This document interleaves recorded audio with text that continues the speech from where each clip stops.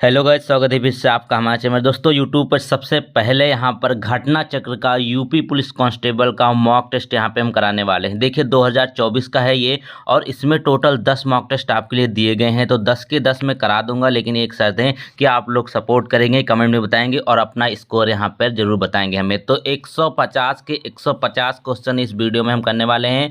तो चलिए शुरू कर लेते हैं, लग जाइए दिलो जान से, समय कम बचा हुआ है। ठीक है, घटना चक्र का प्रैक्टिस सेट शुरू कर लेते हैं। सबसे पहले यहाँ पे प्रैक्टिस सेट 1 से शुरुआत कर लेते हैं। देखिए सबसे पहले हम हिंदी करेंगे, उसके बाद यहाँ पे जीएस करेंगे, फिर इसी तरीके से आपकी रीजनिंग और मैथ्स भी देख लेंगे। ठीक है, तो सबसे पहले क्वेश्चन की बात कर लेते हैं। देखिए समान हिंदी के, तो पहला क्वेश्चन कहता है कि गायक का संधि विच्छेद क्या होगा। ठीक है, जो गायक है इसका संधि विच्छेद क्या होता है। तो देखिए इसका राइट आंसर होगा बेसिकली यहाँ पर ऑप्शन नंबर सी, गय प्लस अक। अब गय प्लस अक होगा इसका संधि विच्छेद। अब इसमें जो संधि होती है दोस्तों, अयाद संधि होती है। कौन सी? अयाद संधि हो जाएगी, इसको भी आप ध्यान रखिएगा। चलिए अगले क्वेश्चन की तरफ चलते हैं। अगले क्वेश्चन में कहा गया कि प्रति वर्ष नदी में बाढ़ आ जाती है। पूरे के पूरे घटना चक्र में देखिए जितना भी आप करते हैं ना, वो एग्जाम में फंसने की संभावना बहुत रहती है। बहुत ही अच्छा प्रैक्टिस सेट माना जाता है। प्रतिवर्ष नदी में बाढ़ आ जाती है, वाक्य में किस प्रकार की संज्ञा दी गई है। तो अब नदी में बाढ़ आ जाती है तो नदी किस चीज़ की है? ठीक है, नदी क्या है? नदी एक जातिवाचक संज्ञा होती है। क्यों? क्योंकि जितनी भी नदियाँ हैं वो नदी से ही प्रदर्शित की जाती हैं। तो कुल मिला के नदी में सारी नदी आ जाती हैं, तो एक जाति को सूचक करता है। जैसे भैंस, तो सारी भैंस आ जाएंगी, जानवर। ठीक है, तो इस तरीके से होता है। अब व्यक्ति में क्या होगा? किसी का नाम, मान लीजिए मैं विकास हूँ तो सिर्फ मैं आऊँगा, याद रखेंगे। जातिवाचक संज्ञा इसका करेक्ट आंसर हो जाएगा। अगला क्वेश्चन देखिए, क्वेश्चन नंबर 3 कहता है निम्नलिखित में से पुल्लिंग शब्द कौन सा है। अब दोस्तों पुल्लिंग शब्द की बात करें, स्त्रीलिंग और पुल्लिंग 2 शब्द होते हैं, आप लोग जानते होंगे। तो आप देखेंगे इसको, क्या सिंपल सी बात है, आप जो भी आपको ऑप्शन दिए उसको यूज कर लेना है। ठीक है, पत्र देखिए, आप यहाँ पे देखिए पत्र जो है इसमें पुल्लिंग हो जाए। जैसे पत्र लिखा जाता है, रचना होती है, प्रार्थना की जाती है, आज्ञा मांगी जाती है। तो क्या होगा यहाँ पे देखिए, तीनों के तीनों स्त्रीलिंग है, बाकी पत्र जो है ये आपका पुल्लिंग शब्द है। अगले क्वेश्चन की तरफ चलते हैं। अगले में कहा गया कि चौथाई शब्द में विशेषण कौन सा है। ठीक है, जो चौथाई है इसमें कौन सा विशेषण है। दोस्तों चौथाई में विशेषण होता है कौन सा? जो आपका अपूर्णांक बोधक। ठीक है, अपूर्णांक चौथाई है, लेकिन देखिए पूर्णांक नहीं है। ठीक है, पूर्णांक जैसे होते हैं 4, अगर यहाँ पर तो पूर्णांक बोधक होता, तो अपूर्णांक बोधक विशेषण यहाँ पर आपको देखने को मिलता है ऑप्शन नंबर 4। अगला क्वेश्चन देखिए, अगले क्वेश्चन में कहा गया कि राजा सेवक को कंबल देता है। ये बहुत इंपॉर्टेंट प्रश्न है दोस्तों। राजा सेवक को कंबल देता है, इसमें कारक पूछा गया है। तो को किस में आता है आप लोग जानते हैं अच्छा से। ठीक है, वो होता है आपका संप्रदान कारक। ठीक है, राजा सेवक को कंबल देता है, इसमें मतलब ये है कि वो अलग हो रहा है। क्या कंबल दे रहा है तो वो क्या कंबल वहाँ से अलग हो रहा है, तो इसका मतलब क्या होगा? संप्रदान कारक हो गया। ठीक है, ठीक है, चलिए अगला क्वेश्चन देख लेंगे। यहाँ पर बहुत सारे लोग कह सकते हैं कर्म हो जाएगा, कर्म नहीं होगा, संप्रदान कारक। एक ऐसा ही सेम क्वेश्चन पूछा गया था लेखपाल में। अगला क्वेश्चन देखिए, कहा गया है 6 में कि मैंने आम खा लिया है। ठीक है, मैंने आम खा लिया है, इस वाक्य में प्रयुक्त काल आपको पहचाना है। अब आम खा लिया है तो इसमें देखेंगे क्या होगा, जो अभी अभी तुरंत होता है उसके लिए हम यूज करते हैं आसन्न भूतकाल। ठीक है, मैंने आम खा लिया है, मैंने ये क्लास पढ़ ली है। ठीक है, तो ये क्या हो जाए? आसन्न भूतकाल हो जाएगा। जो तुरंत होता है उसको आसन्न भूतकाल कहते हैं। अगला क्वेश्चन देखिए, क्वेश्चन नंबर 7 जो कहता है, ठीक है, 7 में कहा गया कि वह हमेशा अपने भाई के गीत गाता रहता है। ठीक है, वह हमेशा अपने भाई के गीत गाता रहता है। तो इसका राइट आंसर क्या हो जाएगा? 7 में पूछा गया अव्यय कौन सा है। ठीक है, अव्यय जो होते हैं दोस्तों वो क्या होता है? हमेशा अव्यय होता है। क्या होगा? हमेशा। और 3 उपभेद होते हैं अव्यय के, जिसमें समय बोधक, अवधि बोधक और पौन पुण्य बोधक होता है। तो याद रखेंगे, आपका राइट आंसर हो जाएगा हमेशा। ठीक है, ये अव्यय होता है। अगला क्वेश्चन देखेंगे, अगले में कहा गया है 8 में देखेंगे कि निम्नलिखित में से कौन सा शब्द तत्सम है। दोस्तों यकीन मानिए, अगर पूरा प्रैक्टिस करते हैं ना तो आपको अपनी तैयारी पता चल जाएगी और आप अच्छा स्कोर करेंगे एग्जाम में, ये तो गारंटी है। अब निम्नलिखित में से कौन सा शब्द तत्सम है। अब यहाँ पे देखेंगे क्या होगा, आप देखेंगे क्या जो अमूल्य है बेसिकली ये आपका तत्सम होता है। ठीक है, अमूल्य है आपका तत्सम होता है। तो याद रखेंगे इसका जो राइट आंसर हो जाएगा यहाँ पर आपका अमूल्य, इसका करेक्ट आंसर हो जाएगा।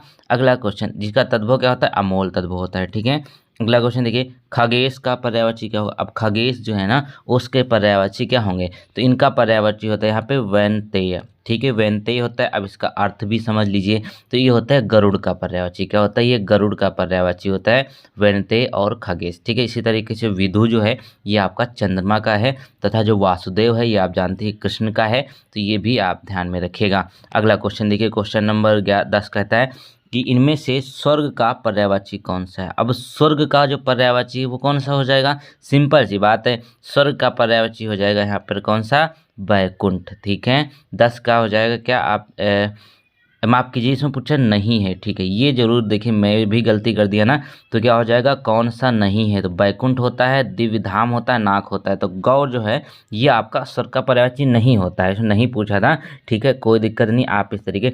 और गाय का पर्यायवाची होता है गौ, तो इसके होते हैं धेनु, सुरभि, भद्रा आदि, ठीक है। अगला क्वेश्चन देखिए, अगले क्वेश्चन में कहा गया धर्म बुद्धि में समास है, ठीक है।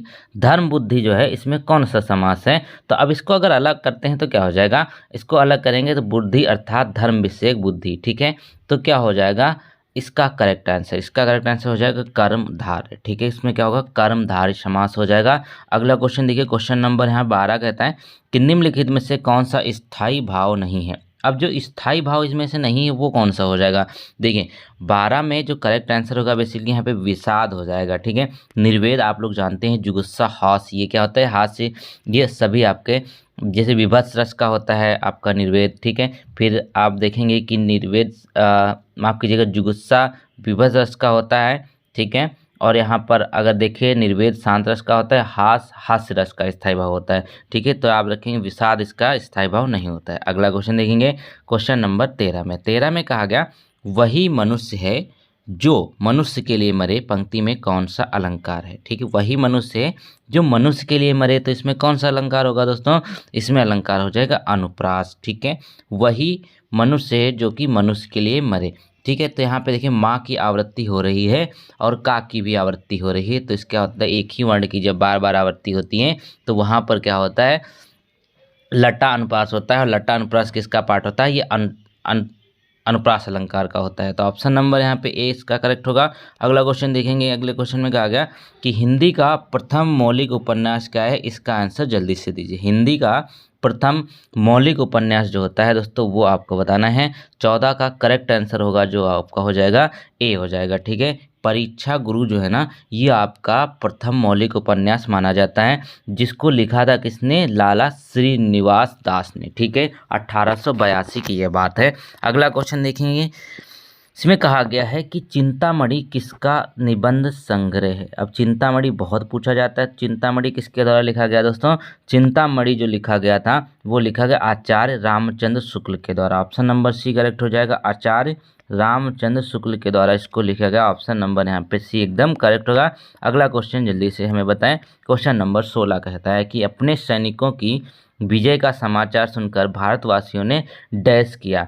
अब अपने सैनिकों की अगर विजय हो गई है तो भारत में क्या होगा, भारतवासियों के द्वारा, तो दोस्तों इसका क्या हो जाएगा, घी के दिए जलाए। ये आपका एक तरीके से मुहावरा हो जाएगा, ठीक है। अपने सैनिकों की विजय का समाचार सुनकर भारतवासियों ने घी के दिए जलाए। अब चलते हैं अगले क्वेश्चन। अब 17 से 21 में क्या है, एक पैसेज है, तो इसको आप पढ़ सकते हैं या वीडियो को थोड़ा आगे भी कर सकते हैं, ठीक है। अब यहाँ पे देखिए ये पैसेज है, देखिए पैसेज बहुत जरूरी स्कोरिंग है, 5 के 5 नंबर आपके लिए इसमें बनते हैं, 5 या 4, ठीक है। तो आदिम आर्य घुमक्कड़ ही थे, ठीक है। पूरा आप पढ़ लीजिए वीडियो पॉज करके, मैं थोड़ा सा यहाँ पे इसको फास्ट फॉरवर्ड करूँगा।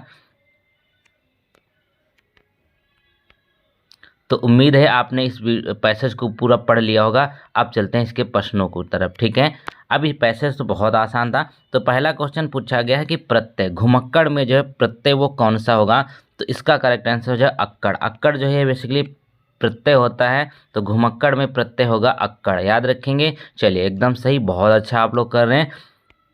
अगला क्वेश्चन देखिए, महावीर स्वामी का जन्म कहाँ पर हुआ था। महावीर स्वामी का जो जन्म हुआ था वो कहाँ पर हुआ था ये आपको बताना है। तो ये तो एक जीएस का क्वेश्चन हो गया ना, बिल्कुल। तो ये होगा वैशाली, आपका करेक्ट आंसर, ठीक है। वैशाली में महावीर स्वामी का जन्म हुआ था। अगला क्वेश्चन देखिए, अब यहाँ पे कहते हैं क्या, स्वच्छंद में कौन सी संधि है, स्वच्छंद में कौन सी संधि हो जाएगी, तो आप ध्यान से देखेंगे स्वत प्लस छंद इसका बनता है। क्या बनता है? स्वत प्लस छंद बनता है।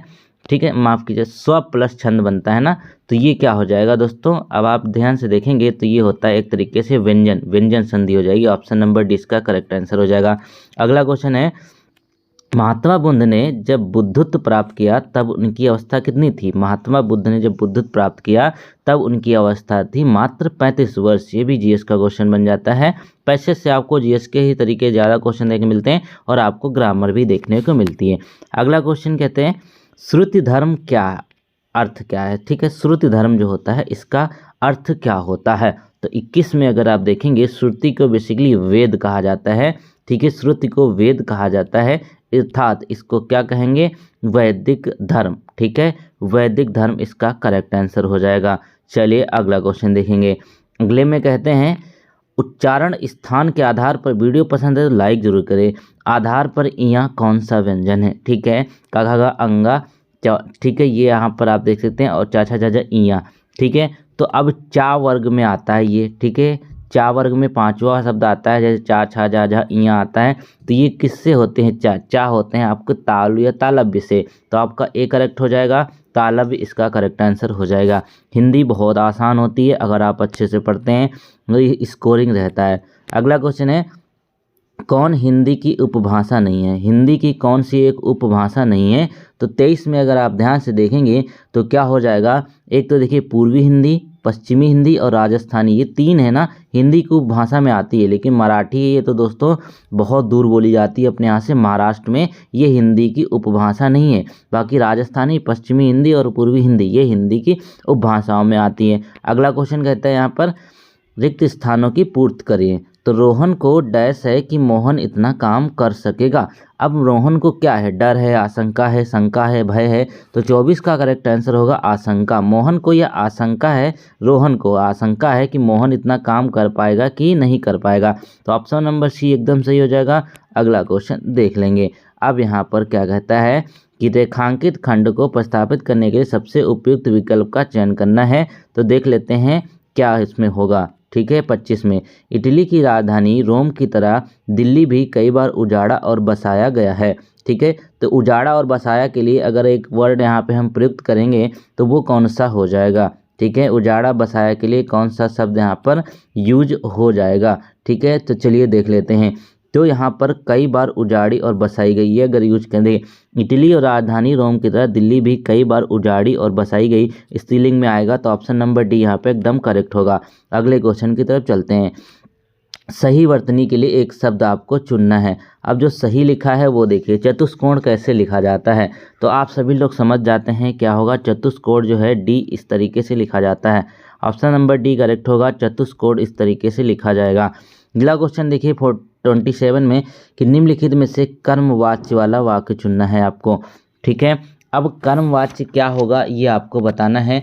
तो ऑप्शन नंबर देखेंगे क्या, कि बिल्ली के हाथों चूहा मारा गया। ठीक है, बिल्ली ने कर्म किया है, यहाँ पर क्या किया है, उसने चूहा मार दिया। तो ऑप्शन नंबर सी इसका करेक्ट हो जाएगा, ये कर्मवाच्य वाला ऑप्शन है। अगला क्वेश्चन देखेंगे तो इसमें भी आपको देखें क्या करना है। इसमें जो आपका है क्या सी चेंज कर सकते हैं। तो मित्रता एक ऐसा रिश्ता है जिसकी स्पर्धा किसी अन्य रिश्तेदार से नहीं की जा सकती है।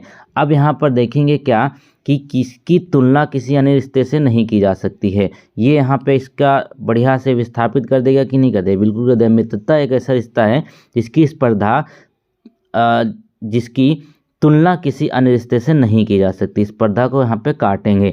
अगला क्वेश्चन देखेंगे। अगले में कहा गया, अवर्णनीय शब्द के लिए एक वाक्य कौन सा है?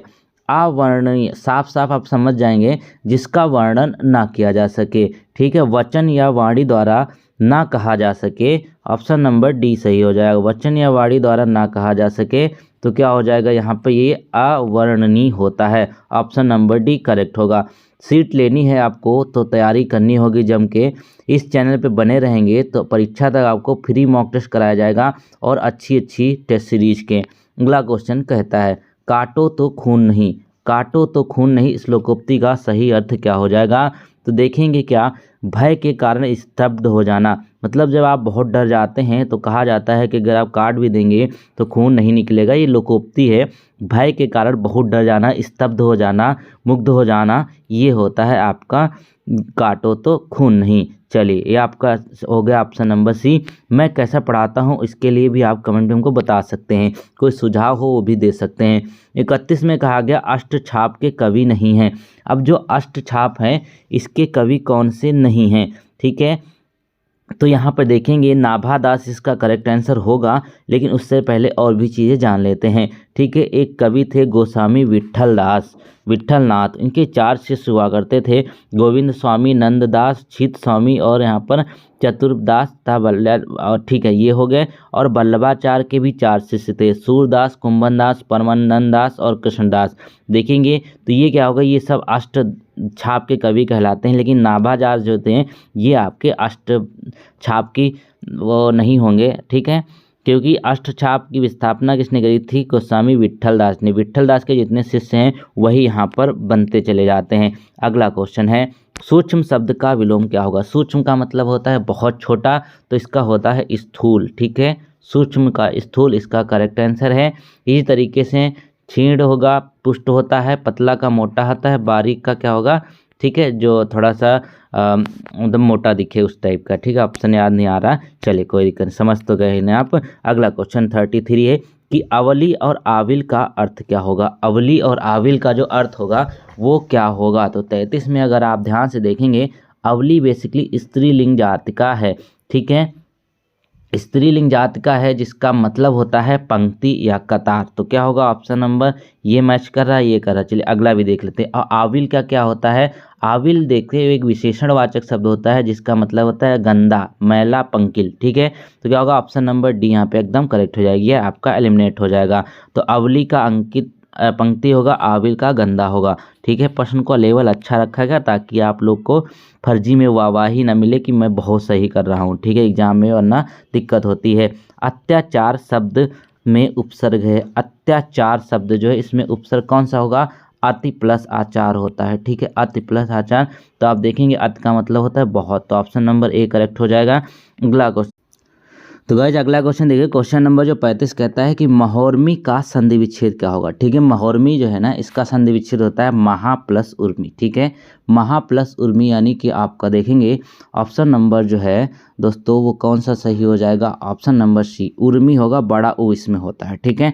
अगला क्वेश्चन देखिए, अगले में कहा गया वे वाक्य सरल वाक्य कहलाते हैं जिनमें, ठीक है, सरल वाक्य की परिभाषा एक तरीके से पूछा गया है। तो सरल वाक्य कौन से होते हैं, जिसमें एक ही उद्देश्य और एक ही विधेय होता है। क्या होता है, जिसमें एक ही उद्देश्य और एक ही विधेय हो उसे सरल वाक्य कहते हैं। ऑप्शन नंबर सी यहाँ पे एकदम करेक्ट हो जाएगा। अगला क्वेश्चन कहते हैं वैदेही वनवास किसकी रचना है, ठीक है। वैदेही जो है ना, एक तरीके से वैदेही शब्द देख लीजिए, ये वर्तनी में पूछा जाता है, ठीक है, इसकी रचना किसकी है, ठीक है। तो यहाँ पर देखेंगे ये अयोध्या सिंह उपाध्याय की रचना है, ठीक है, अयोध्या सिंह उपाध्याय हरिऔध की रचना है। ऑप्शन नंबर ए यहाँ पे एकदम करेक्ट हो जाएगा।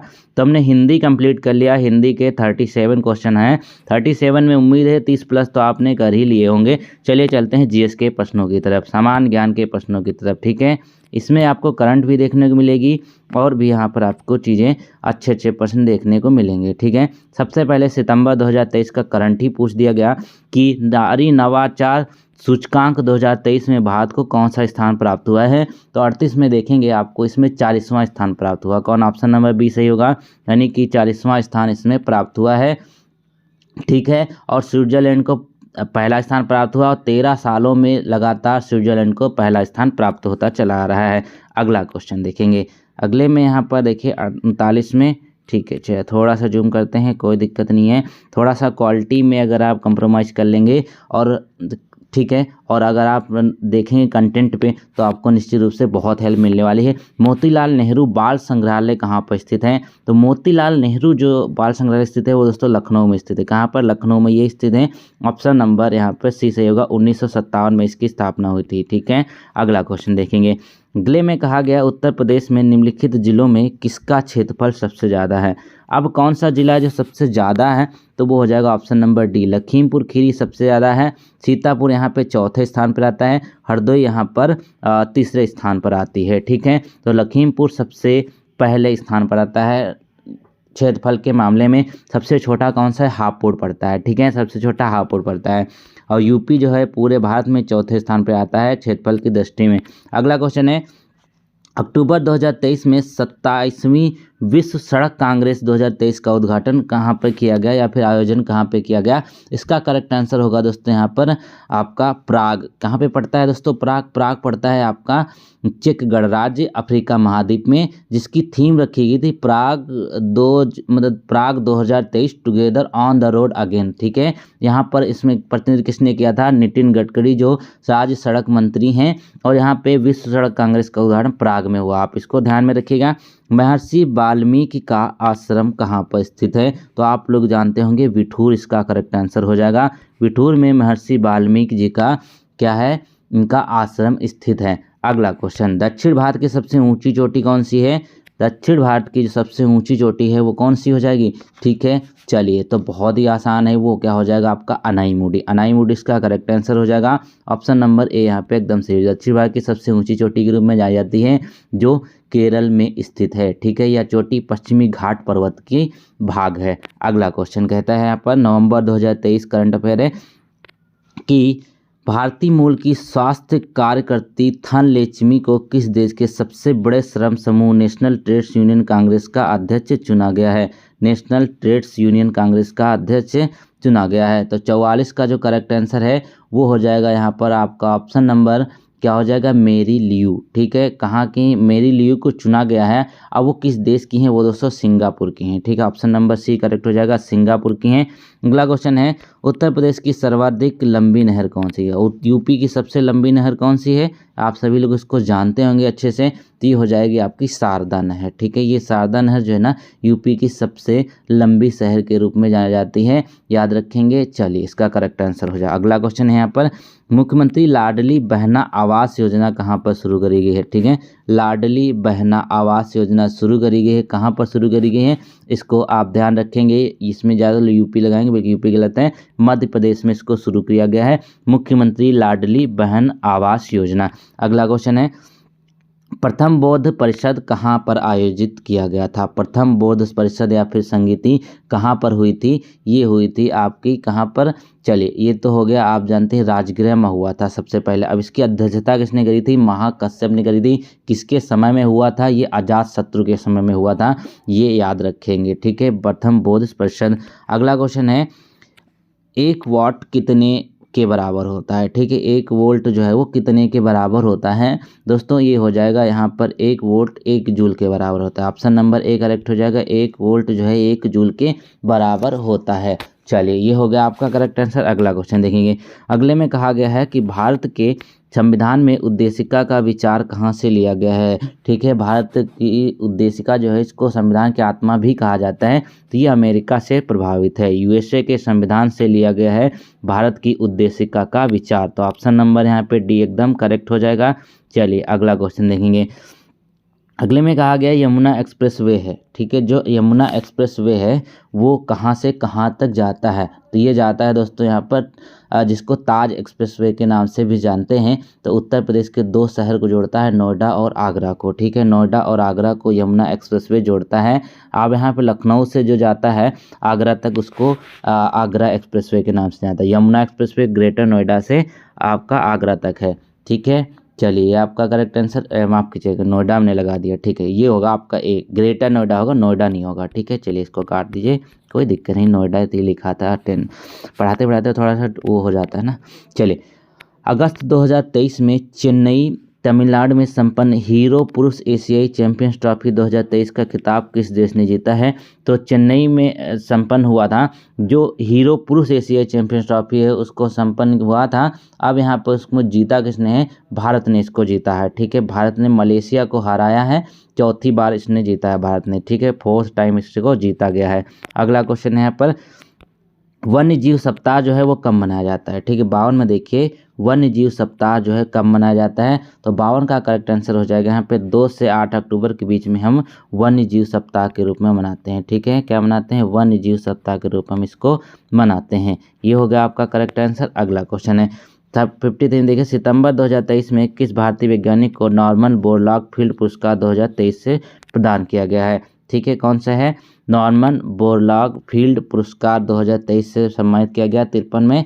तो वो कौन सा हो जाएगा दोस्तों? वो यहाँ पर होगा आपका, ठीक है, क्या होगा? डॉक्टर स्वाति नायक को, क्या होगा? डॉक्टर स्वाति नायक को यहाँ पे सम्मानित किया गया है नॉर्मन बोरलॉग फील्ड पुरस्कार से। ऑप्शन नंबर सी करेक्ट होगा। अगला क्वेश्चन देखेंगे, कहा गया मनुष्य में लाल रुधिराणु का जीवन काल कितना होता है? मनुष्य में जो लाल रुधिराणु होते हैं उसका जीवन काल कितना होता है? तो वो 120 दिन के लिए होता है। ठीक है, इसको याद रखें, 120 इसका करेक्ट आंसर है। अगला क्वेश्चन देखेंगे, इसका राइट आंसर अगर बताइए आप, तो कहते हैं खाना बनाते समय निम्नलिखित में से कौन सा विटामिन अत्यधिक ताप के कारण आसानी से नष्ट हो जाता है? ठीक है, तो ताप के कारण नष्ट कौन सा होता है? बी और सी होता है। ठीक है, इसमें देखिएगा बी तो ऑप्शन में है नहीं, तो इस केवल सी करेक्ट आंसर हो जाएगा, क्योंकि देखिए बी और सी पानी में घुलनशील होते हैं, इसीलिए नष्ट हो जाते हैं। अगला क्वेश्चन है यहाँ पर, प्रसिद्ध ठुमरी गायिका गिरजा देवी का जन्म किस शहर में हुआ था? ठीक है, किस शहर में हुआ था? गिरजा देवी का जन्म ठुमरी गायिका से संबंधित हैं, तीन बनारस घराने से हैं। ठीक है, वाराणसी इसका करेक्ट आंसर हो जाएगा। संगीत के बनारस घराने से संबंधित, ये 2017 में इनका डेथ भी हो चुका है, देहांत भी हो चुका है 2017 में। अगला क्वेश्चन देखिए, कहा गया रजत सिक्के जारी करने वाला प्रथम गुप्त शासक कौन था? ठीक है, रजत सिक्के, रजत मतलब होता है चांदी के सिक्के जारी करने वाला पहला गुप्त शासक कौन था? तो याद रखेंगे, सबसे पहले जो सिक्के जारी हुए तो चांदी के ही हुए थे, तो इसका चंद्रगुप्त द्वितीय हो जाएगा, जिसको विक्रमादित्य के नाम से भी जानते हैं। चंद्रगुप्त द्वितीय, जिनको विक्रमादित्य के नाम से जानते हैं, इनको रूपक भी कहा जाता था। चलिए, ये हो गया आपका करेक्ट आंसर। चंद्रगुप्त द्वितीय ने शक मुद्राओं को भी जारी किया था। ठीक है, अगला क्वेश्चन है यहाँ पर, इसमें कहा गया चालुक्यों की राजधानी कहाँ पे थी? चालुक्यों की राजधानी कहाँ पे थी? क्या हो जाए? वातापी। वातापी जो है ये कहाँ की थी? चालुक्यों की राजधानी। ठीक है, और चलिए ये आपका हो गया। अगला क्वेश्चन, नेपाल की मुद्रा क्या है? अब नेपाल तो आप जानते हैं आपके आसपास में ही है, तो इसकी मुद्रा भारत से मिलती जुलती होनी चाहिए, तो बिल्कुल सही बात है, ये रुपया होगा, लेकिन क्या होगा? नेपाली रुपया होगा। ठीक है, नेपाली रुपया इसका करेक्ट आंसर हो जाएगा। इसके अलावा अगर आप यहाँ पे देखेंगे तो इसमें क्या हो जाएगा दोस्तों? पाकिस्तान, श्रीलंका, मॉरिशस, सेशल, भारत, इन सब की मुद्रा जो है ये रुपया है। 5 कंट्री हैं जिनकी मुद्रा रुपया है, 5 नहीं 6, इसको जोड़ करके नेपाल को। अगला क्वेश्चन है, उत्तर प्रदेश में प्रसिद्ध भारत माता मंदिर कहाँ पर स्थित है? बहुत बार प्रश्न पूछा जाता है। तो भारत माता मंदिर जो है ये स्थित है आपका कहाँ पर? ये बनारस में स्थित है। ठीक है, बनारस का करेक्ट आंसर जो ऑप्शन नंबर ए यहाँ पे करेक्ट हो जाएगा। अगले क्वेश्चन में चलते हैं, तो कहा गया काजीरंगा नेशनल पार्क जो है कहाँ पर स्थित है? काजीरंगा नेशनल पार्क आप सब लोग जानते हैं ये कहाँ पर स्थित है, ये आप जानेंगे तो एक सींग वाले गैंडे के लिए प्रसिद्ध है, और ये आसाम में है। कहाँ पर है? ऑप्शन नंबर ए करेक्ट हो जाएगा। काजीरंगा नेशनल पार्क आसाम में स्थित है। अगला क्वेश्चन अगर देखें तो कहते हैं प्रथम दीनदयाल हस्तकला संकुल व्यापार सुविधा केंद्र कहाँ पर स्थित है? ठीक है, प्रथम दीनदयाल हस्तकला संकुल व्यापार सुविधा केंद्र जो अवस्थित है 62 में, वो आपका अवस्थित है कहाँ पर? यहाँ पर इसका करेक्ट आंसर हो जाएगा दोस्तों, क्या होगा? बनारस में स्थित है। ठीक है, कहाँ पर है? बनारस में स्थित है व्यापार सुविधा केंद्र। चलिए अगला क्वेश्चन देखेंगे। में कहा गया भारत के संविधान में शामिल राजनीति निर्देशक सिद्धांतों की अवधारणा किस देश से ली गई? अब राज्य के नीति निर्देशक तत्व कहाँ से लिए गए? सब लोग जानते हैं, ये आपके आयरलैंड इसका करेक्ट आंसर। आयरलैंड से राज्य के नीति निर्देशक तत्व लिए गए हैं। अगला क्वेश्चन है यहाँ पर देखिए, राष्ट्रपति संविधान के किस अनुच्छेद के अंतर्गत राष्ट्रीय आपात स्थिति घोषित करता है? इसका राइट आंसर बताइए।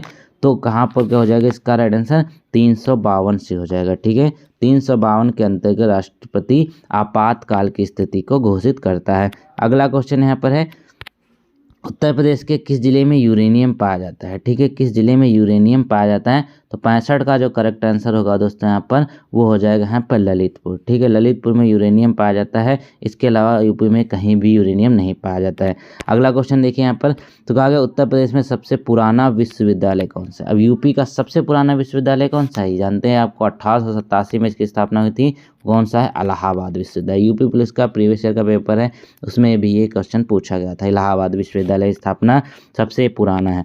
अगला क्वेश्चन है, मांग पैदा करने के लिए ज़रूरत है। ठीक है, अगर यहाँ पर डिमांड है चाहिए आपको, तो उसके लिए क्या ज़रूरत होगी? तो उसके लिए यहाँ पर ज़रूरत होती है आय की। ठीक है, आय अगर आपकी है तो वो डिमांड बन जाती है। ऑप्शन नंबर सी करेक्ट होगा। अगला क्वेश्चन देखिए, जो दाद होता है वो किस तरीके की बीमारी है? दाद जो है वो किस तरीके की बीमारी होती है? देखिए फंगल इन्फेक्शन होता है कि नहीं होता है? बिल्कुल होता है। कौन सा होता है ये? फंगल इन्फेक्शन यानी फंगस होता है। ऑप्शन नंबर डी करेक्ट हो जाएगा, जिसको हम कहते हैं ट्राइकोफाइटिन तथा माइक्रोस्पोरम नामक कवक से होता है। अगला क्वेश्चन है 69 में, ताप विद्युत परियोजनाओं से के संदर्भ में निम्नलिखित में कौन सा जोड़ा सही है? ठीक है, 69 में देखें तो क्या हो जाएगा यहाँ पे, ये आप देखेंगे क्या, आप अगर आप ध्यान से देखें कवास जो है दोस्तों ये आपका गुजरात में स्थित है, यही आपका सही हो जाएगा। कवास जो है गुजरात में स्थित है। कोरबा तो आप लोग जानते हैं कहाँ पे स्थित है? छत्तीसगढ़ में। ठीक है, चलिए ये हो गया आपका राइट आंसर। अगला क्वेश्चन देख लेते हैं। अगले में कहा गया किस नदी में को बांग्लादेश में पद्मा के नाम से जानता है? किस नदी को बांग्लादेश में पद्मा के नाम से जानते हैं? तो 70 का करेक्ट आंसर क्या होने वाला है? तो आप सभी लोग जानते हैं जो गंगा नदी है ये जब बांग्लादेश में प्रवेश करती है तो इसको पद्मा के नाम से जानते हैं। ठीक है, तो गंगा इसका करेक्ट आंसर हो जाएगा। अगले क्वेश्चन की तरफ चलते हैं। अब झीलों के अध्ययन को क्या कहेंगे? ठीक है, झीलों के अध्ययन को हम किस में पढ़ते हैं? वो पढ़ते हैं हमें लिम्नोलॉजी में। ऑप्शन नंबर क्या होगा? सी ये करेक्ट हो जाएगा। लिम्नोलॉजी में हम इसका अध्ययन करते हैं। ठीक है, जिसमें हम करते हैं झील, तालाब, नदियों, नम भूमि आदि वगैरह का अध्ययन करते हैं लिम्नोलॉजी में। अगला क्वेश्चन है किस सिख गुरु ने स्वयं को सच्चा, कहाँ गए भैया, चलिए चलिए चलिए ठीक है कोई दिक्कत नहीं है, थोड़ा सा डिस्टर्बेंस था, सच्चा बादशाह कहा गया है। ठीक है, सिख गुरु को सच्चा बादशाह का, सच्चा बादशाह किसे कहा गया? गुरु अर्जुन देव को। ठीक है, गुरु अर्जुन देव आपके करेक्ट आंसर हो जाएंगे। इनको कहा गया है सच्चा बादशाह। 1604 में ये थे। आदि ग्रंथ की इन्होंने रचना करी है।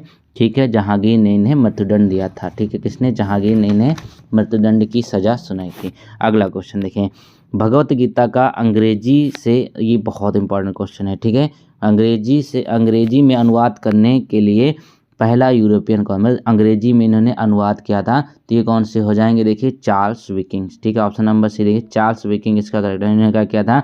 भगवत गीता का सबसे पहले इंग्लिश में अनुवाद किया था। ठीक है, अब यहाँ पे देखेंगे एशियाटिक सोसाइटी ऑफ बंगाल के तहत इसका पहला अनुवाद हुआ था अंग्रेजी में। अगला क्वेश्चन है ब्रिटिश शासन के दौरान तत्कालीन मद्रास प्रेसिडेंसी में रैयतवाड़ी प्रणाली की शुरुआत करने वाला कौन था? ठीक है, 74 में देखें तो क्या हो जाएगा यहाँ पर? रैयतवाड़ी किसने शुरू करी थी? थॉमस मुनरो ने। ठीक है, महालवाड़ी किसने करी थी? आप सब लोग अच्छे से जानते हैं, चलिए कमेंट में अच्छा बता ही दीजिए। तो अब यह थॉमस मुनरो ने शुरू की थी रैयतवाड़ी व्यवस्था। अगला क्वेश्चन है यहाँ पर 75 में कि निम्नलिखित में से किस राज्य की पुलिस का आदर्श वाक्य सुरक्षा आपकी हमारा संकल्प है? ठीक है, सुरक्षा आपकी संकल्प हमारा, इसका अर्थ होता है आपकी सुरक्षा हमारा संकल्प। तो ये किस राज्य की टैगलाइन है दोस्तों? तो ये है आपकी हरियाणा पुलिस की।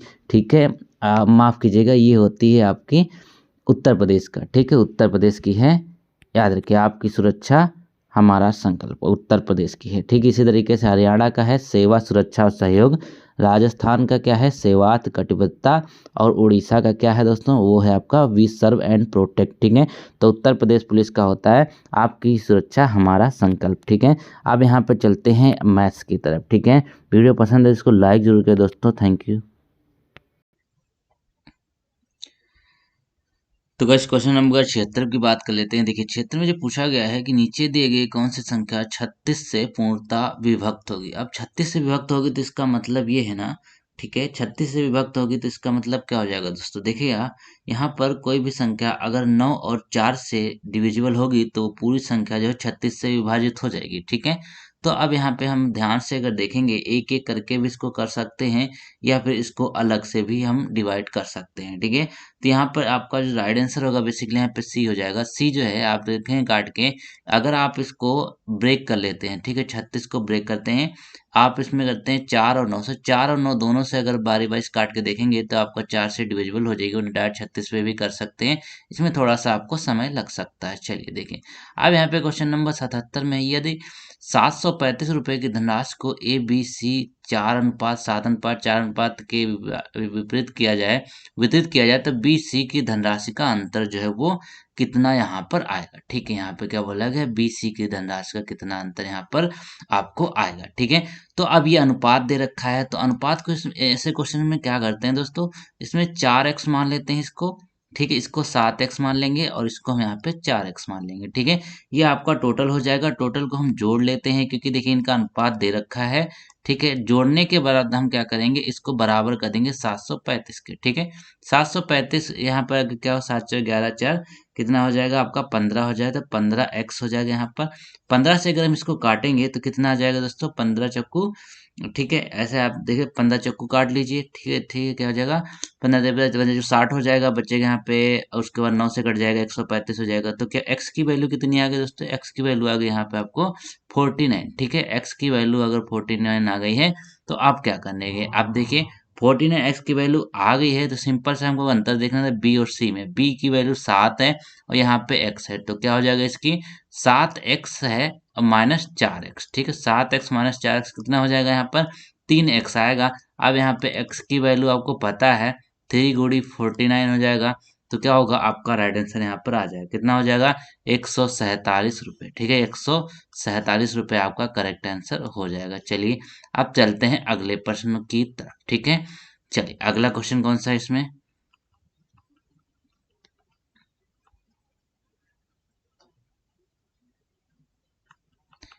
क्वेश्चन नंबर 78 में देखिएगा, ठीक है। क्वेश्चन नंबर 78 की बात कर लेते हैं।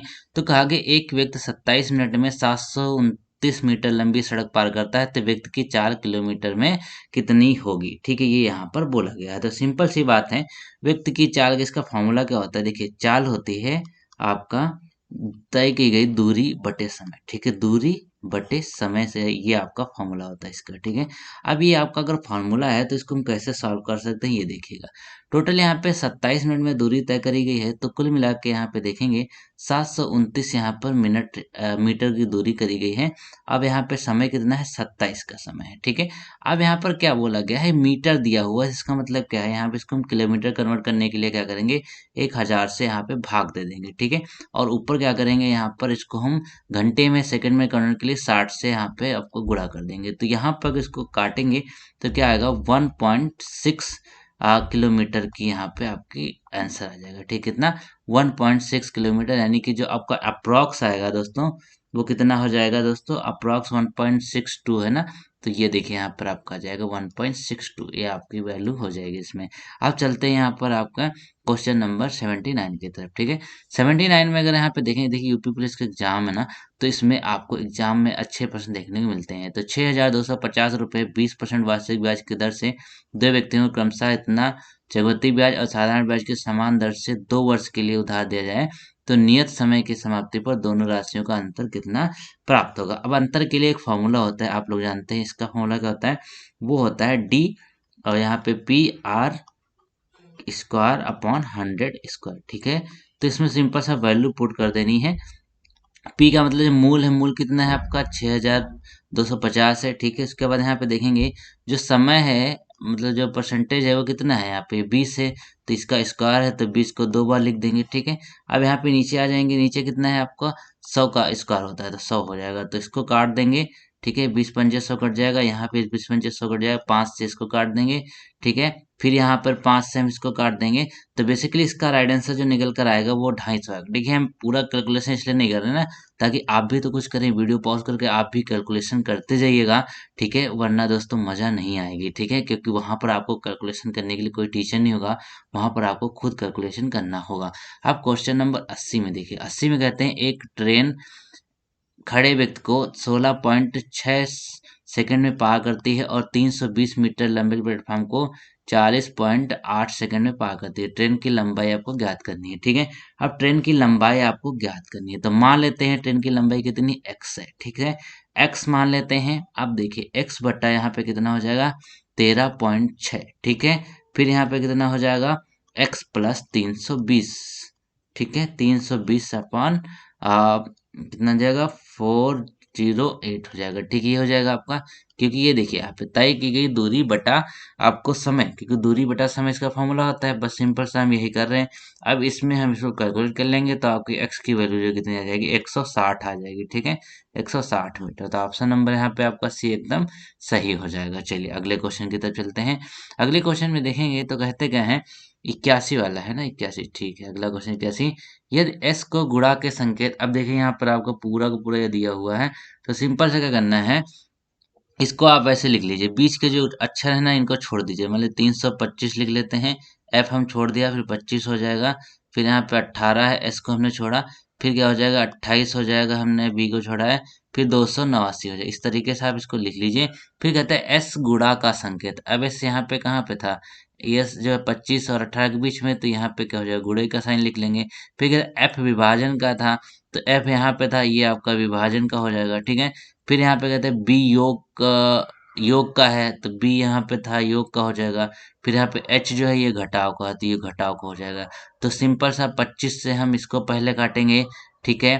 फिर यहाँ पर जब ये आंसर आ जाएगा तो इसको काटें। ये देखिए पूरी आपकी एक इक्वेशन बन गई। अब इसको आप सॉल्व कर लेंगे तो आपका राइट आंसर आ जाएगा। तो 81 का करेक्ट आंसर क्या होगा दोस्तों, -27। क्या होगा इसका, -27 यहाँ पे इसका करेक्ट आंसर हो जाएगा। इसको आप सॉल्व कर लीजिएगा, ठीक है। चलिए अगले क्वेश्चन की तरफ चलते हैं। क्वेश्चन नंबर यहाँ पे कहते हैं क्या है, क्वेश्चन नंबर 82 में है, ये दो संख्याओं का लासा आपको सीएफ क्रमशः दिया हुआ, दो संख्याओं का लासा यहाँ पर दिया हुआ है 3360, और आपको एचसीएफ दिया हुआ है 120, और उनका जो है एक संख्या 480 दी हुई है, तो दोनों संख्याओं का अभीष्ट अंतर आपको ज्ञात करना है, ठीक है। तो सिंपल सी बात है, यहाँ पर एक फॉर्मूला होता है इसका, संख्याओं का मासा गुणे संख्याओं का लासा, ठीक है। दोनों संख्याओं का गुणनफल, और यहाँ पे कहते हैं मासा गुणे लासा यहाँ पर होता है। तो माना कि दूसरी संख्या कितनी है, दूसरी संख्या x मान लेते हैं, तो क्या हो जाए 480 गुणे x हो जाएगा, ठीक है। ये भाई इधर क्या हो जाएगी वैल्यू आपकी,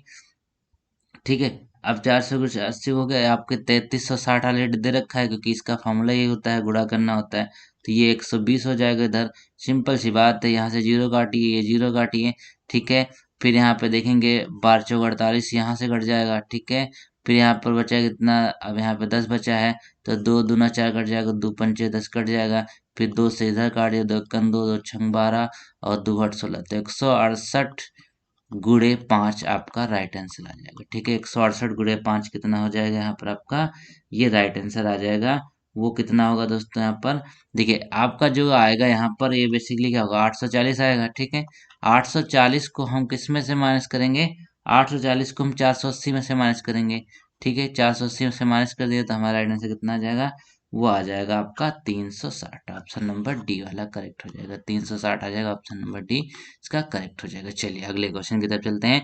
अगला क्वेश्चन कहता है एक उम्मीदवार को 83 में, ठीक है, क्या कहता है कि एक उम्मीदवार को यहाँ पर किसी चुनाव में 54% वोट मिलते हैं, ठीक है। 6800 से दूसरे उम्मीदवार को मात देता है। तो बताइए यदि सभी मत वैध हों तो चुनाव में केवल 2 उम्मीदवार हैं, तो बताइए विजेता को कितने मत प्राप्त होंगे। 83 का देखिए ये भी बहुत आसान होता है। अब उसको मत कितने प्राप्त हुए हैं, मत प्राप्त कितने हुए हैं दोस्तों, वो प्राप्त हुए हैं आपके 54%, ठीक है। 54% उसको प्राप्त हुए हैं। टोटल कितना था, टोटल था 100%। 100 में से अगर 54 घटा दें तो क्या हो जाएगा, यहाँ पे 46% जो है वो किसने, ये हारे वाले ने पाए हैं, ठीक है। ये जीते वाले ने पाए हैं, ये हारे वाले ने पाए हैं। ये तो बिल्कुल समझ में आ गया, क्लियर, ठीक है। ये जीते वाले ने पाए, ये हारे वाले ने पाए हैं। अब इसमें से क्या करना है, सिंपल सा करना क्या है, 54 और 46 के बीच डिफरेंस कितना है, 8% है। तो 8% ही तो यहाँ पर 6800 के बराबर है, ठीक है। 8% 6800 के बराबर है। आप सिंपल सा काट दीजिए इसको, ठीक है। इसको काट देंगे तो क्या आ जाएगा, ठीक है। इसको काट देंगे तो क्या होगा, इसको गुणा करना पड़ेगा, ठीक है। जिससे आपका 6800 है ना, 6800 को गुणा 100 करेंगे, परसेंटेज का मतलब 100 ही होता है। तो आप सिंपल सा पूरा काट के भी कर सकते हैं। तो यहाँ पे क्या आ जाएगा, 8500 आ जाएगा, ठीक है। यहाँ पे क्या होगा, 85,000 आ जाएगा, ठीक है। तो 85,000 को अगर हम यहाँ पे देखें, इसमें से माइनस कर देंगे तो आपका राइट आंसर कितना आ जाएगा, 45,900। ये आपका डी एकदम करेक्ट हो जाएगा। अब अगले क्वेश्चन की तरफ चलते हैं, ठीक है। क्वेश्चन नंबर 84 का कहता है, ठीक है। 84 में कहा गया है कि निम्नलिखित में से समीकरण x का मान आपको ज्ञात करना है। समीकरण x का मान कैसे ज्ञात करेंगे, ये तो सिंपल सा क्वेश्चन है। इसमें क्या करना है, आप देखिएगा 76 50 आपको दे रखा है, का होता है गुणा 24 बटे यहाँ पे 100 कर लीजिए, ठीक है। प्लस x का 35% आपको यानी कि 100 कर लेना है। फिर यहाँ पर आपको वैल्यू दे रखी है, इसको आप सॉल्व कर लेंगे, टोटल का आपका आंसर आपके हाथ में आ जाएगा, ठीक है। तो ये तो बहुत ही आसान है। 84 का राइट आंसर मैं आपको बता देता हूँ, तो आएगा 5280, ठीक है। ऑप्शन नंबर ए होगा। थोड़ा लेंदी रहेगा कैलकुलेशन में, लेकिन आप इसको आराम से कर सकते हैं, ठीक है। चलिए अब अगला क्वेश्चन देख लेंगे। अगले क्वेश्चन में क्या कहते हैं यहाँ पर, ठीक है। 85 है। क्रिकेट के एक खिलाड़ी का 9 पारियों का औसत कुछ था। 10वीं पारी में उसने 98 रन बनाए, इससे उसकी औसत रन संख्या 5 की वृद्धि प्राप्त हुई। तो बताइए उसके द्वारा बनाए गए नए रनों का औसत क्या होगा। ठीक है, इसमें क्या होगा। अब देखिए, माना कि जो उसके औसत रन थे वो एक्स थे। ठीक है, कितने था, औसत रन उसके एक्स थे। तो सिंपल से उसने क्या किया, 9 पारी में कुछ औसत था, तो 9x यहाँ पे क्या हो जाएगा, प्लस 98 हो जाएगा। फिर यहाँ पे देखेंगे नीचे 10 रख देंगे। ठीक है, अब किसके यहाँ पे दे, x प्लस 5, ये इक्वेशन आपकी बन गई है। इसको आप सॉल्व कर लेंगे तो जो x की वैल्यू आ जाएगी ना, वो आपके आ जाएगी कितना, 53 हो जाएगी। ठीक है, 53 इसका करेक्ट आंसर हो जाएगा। ऑप्शन नंबर यहाँ पे जो सी है वो एकदम करेक्ट होगा। अब चलते हैं अगले प्रश्नों की तरफ। ठीक है, अगला प्रश्न क्या कहता है दोस्तों। ठीक है, अब क्या है, अब यहाँ पर देखिए आपकी रीजनिंग आ गई है, मानसिक योग्यता के प्रश्न। ठीक है, मानसिक योग्यता के क्वेश्चन कौन से हैं, मानसिक योग्यता।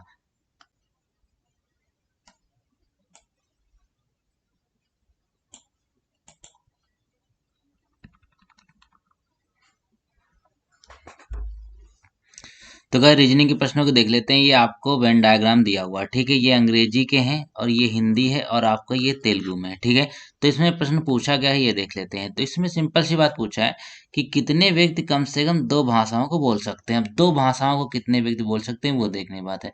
अब देखिए, ये आपका टोटल जो है ना, ये इस तरीके से डायग्राम बनता है। अब हिंदी और अंग्रेजी को टोटल कितने, 50 लोग तो बोल ही सकते हैं।